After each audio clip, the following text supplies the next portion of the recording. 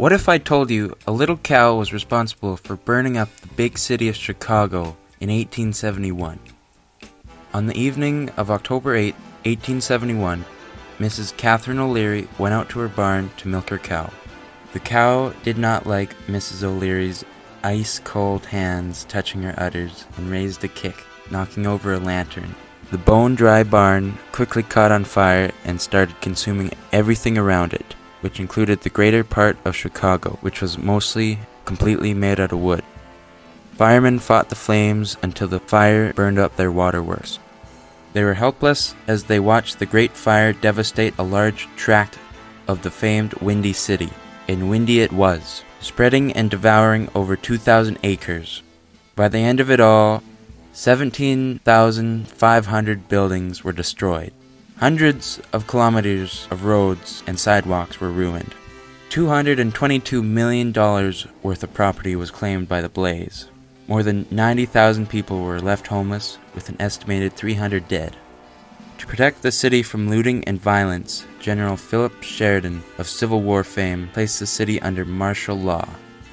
For 2 weeks, Sheridan's soldiers kept the streets clean, drilling into any wrongdoers memories of their scorched earth tactics of war days. The city was pitied by the world.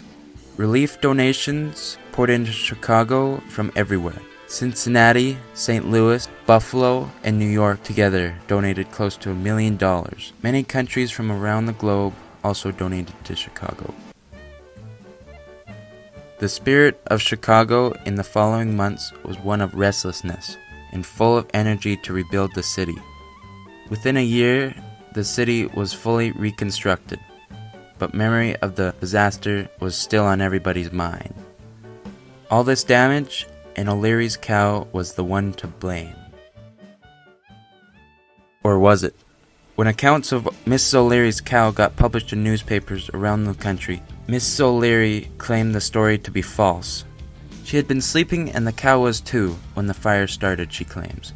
Despite Mrs. O'Leary's testimony, the story was kept on by publishers for many years afterwards, even though there was no evidence to support their case. Catherine O'Leary was a target for much anti-Catholic and anti-Irish sentiment in that time. People kept on claiming O'Leary had hidden the evidence of her starting the fire.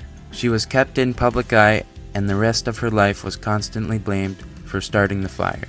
Living a life of sadness and regret, she died heartbroken on July 3, 1895.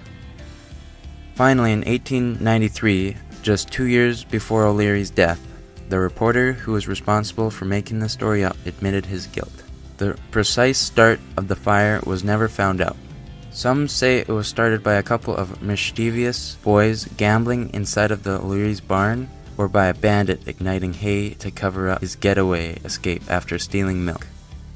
The official report states the actual cause of the fire as whether it originated from a spark blown by a chimney on that windy night, or were set on fire by human agency, we are unable to determine.